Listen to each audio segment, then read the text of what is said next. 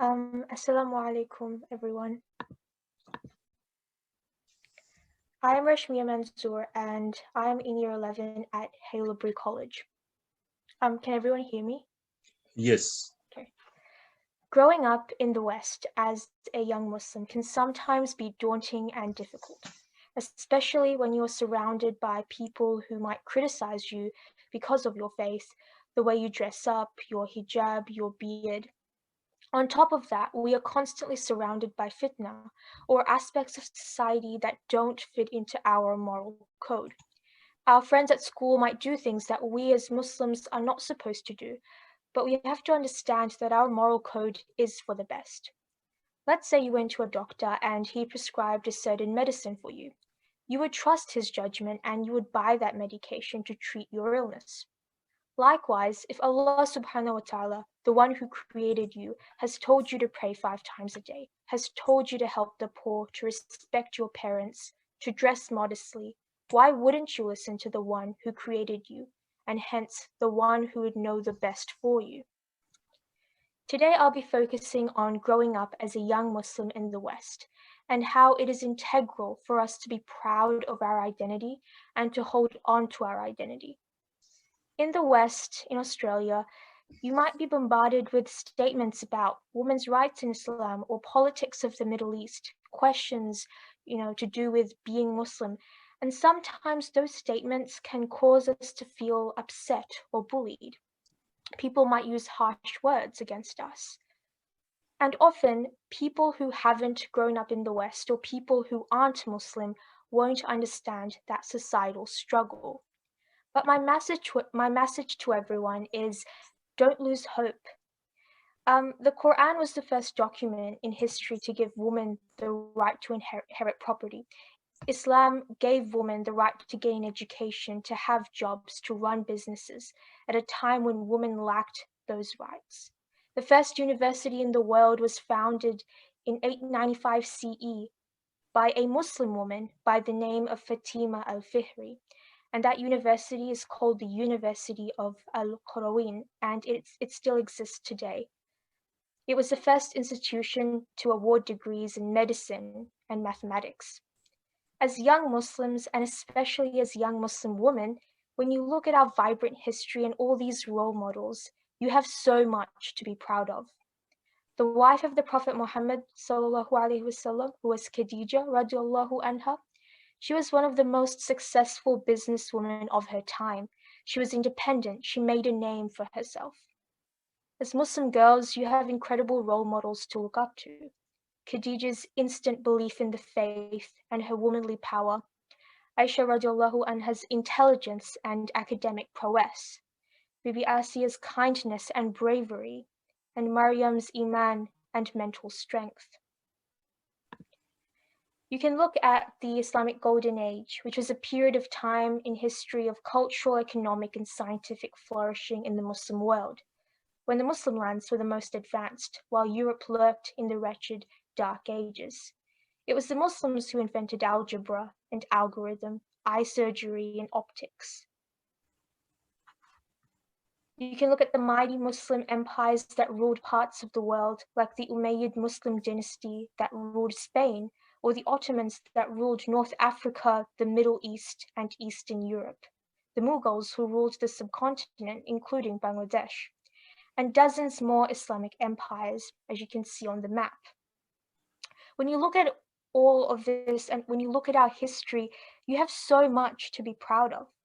You can open up the Quran, and when you read the stories of the prophets, peace be upon them, like Musa alayhi salam, Isa alayhi salam, Prophet Muhammad sallallahu alayhi wasallam, and the stories of righteous men and women like Maryam, Asiya, Luqman, and Khidr, you have pages and pages and pages of stories and people to look up to and be proud of. To conclude, our Islamic history as we know it continues, and we are part of that trajectory as young Muslims in the West. In a way, we have a duty to continue that achievement by trying our best in everything we do, by doing good for other people, by holding on to our faith. So hold your head up high and be proud of being a Muslim, regardless of what anyone else says. No one else has a perfect, flawless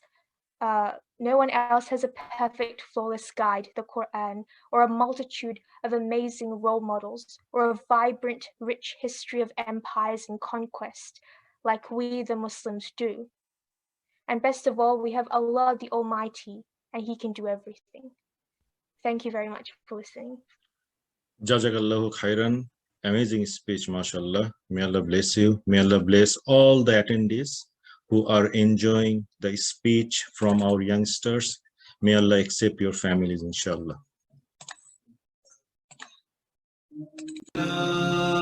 Muhammad sallallahu alayhi wa sallam, sallallahu ala Muhammad sallallahu alayhi wa sallam.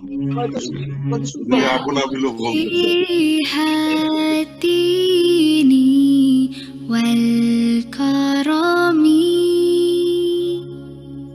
وحليف العلم والحكم نبي نبي نبي نبي نبي نبي يا رسول الله سلام عليك يا رفيع الشان والدرج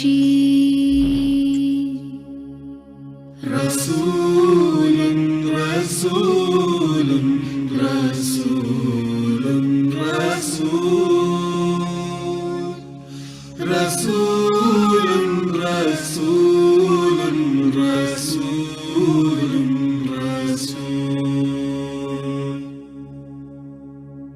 يا وفي العهد والدماء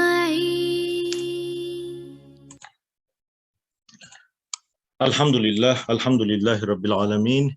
As-salatu was-salamu ala Sayyidil Mursaleen wa ala alihi wa ashabihi wa sallim. At this stage, we have our second guest speaker, Dr. Tariq Haq, born and brought up in Australia. So he is the lecturer of University of Adelaide. So I'd like to request Dr. Tariq Haq to give his experience that will probably be beneficial for our youngsters who are raising up in Australia, inshallah. Okay, thank you to Munzur Bhai. Assalamu alaikum wa rahmatullahi wa barakatuhu. Wa alaikum salam wa rahmatullah.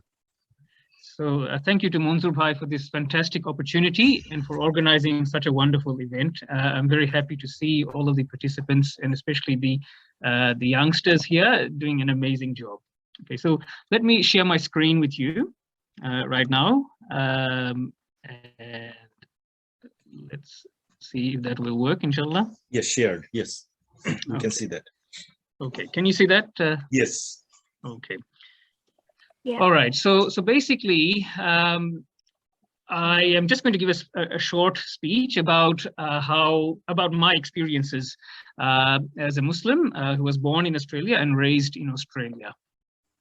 And I guess it is my experience, but I think some of the points that I will raise here should resonate with many of the youngsters here and also many of the adults as well, the parents. So let's get straight into it. Okay, so being raised as a Muslim in Australia, I have just one slide here. Okay, so it will be short and sweet, but I hope the points will lead to further discussion. Okay, later on, not today, but at a later point in time. So first point, being raised as a Muslim in Australia, my experience is that it has not been easy. It has not been easy. And I was very impressed by some of the earlier speeches that we heard from everyone, but especially from Rashmia that we just heard and Jamshed earlier. I could not speak more eloquently than what they have said. perfect speeches. Okay, so my experience is that it has not been easy being a Muslim in Australia, and there's many reasons for this, and I'm not going to go into all of them, but I'll just give maybe one or two simple examples. So, for example, let's say I'm at university. There is a lecture that I need to attend, but I also need to pray. I also need to pray. So, and there might be a little bit of a clash there. Ideally, I would pray at a certain time, but if I do that, I might miss my lecture. Okay, so I need to adapt. Okay, and it's not easy. It's not easy. It's not simple. It's not straightforward, but it's something that we have to deal with.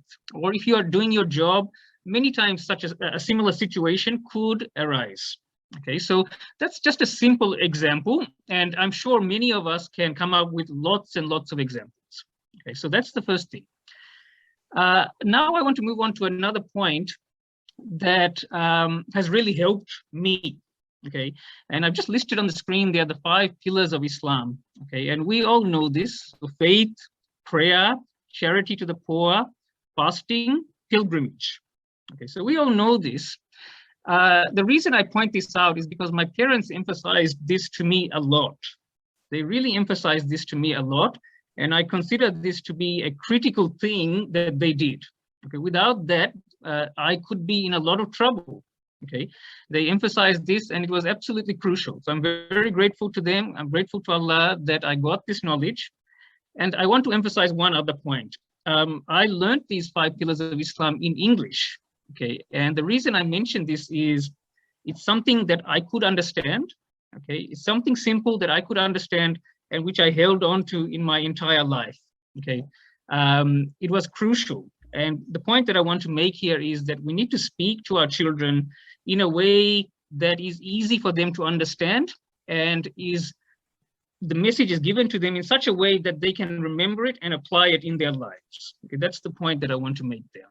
Okay, so these are critical. It was critical that I received this knowledge, not just me, all of us here need this knowledge, and it needs to be delivered in a way that resonates with the children, that resonates with us. So the next point I want to talk about here is an issue that I think is relevant, okay? And it's about hope in Allah and fear of Allah. Okay, so we need to balance these 2 points here. Okay, so we are, let's say, born in Australia, where we are Muslim. Okay, obviously we fear Allah. If we do something wrong, there are consequences. Okay, but also at the same time, we have to have hope in Allah, that if we make mistakes, there is still hope. There's still hope, and we need to balance these 2 points. Sometimes in my discussions with Muslims, particularly younger Muslims, I feel that one of these is overweighted compared to the other. So maybe someone fears Allah, and that's fantastic. Okay, but there has to be the hope in Allah, because if you fear Allah, but you don't have the hope in Allah, that could cause difficulties. We need to get that balance right here. Okay, so I'm just raising these issues, and I hope that this will be a starting point for conversation later on. Okay, and I'm just raising these issues that I think are relevant to the youth, okay, and to all of us, in fact. Okay, so this balance between fear of Allah and hope in Allah. Okay, we need to get that right. Okay, so if we fear Allah, that's fantastic. Okay, but also hope in Allah that Allah will help us, and that whatever difficulties we face, Allah can take us out of that difficulty. Okay, so I think this is an important point, and that balance between these 2. This point here, are we proud of being Muslim? And Rashmia has given a fantastic speech about this. I could not discuss this topic any more eloquently than what she has done. Okay, but it is a very important point. Are we proud of being Muslim? Okay, so for example, we are at school, okay, and we may want to pray because the time for prayer has come. Okay, now are we going to announce to the teacher that we need to pray?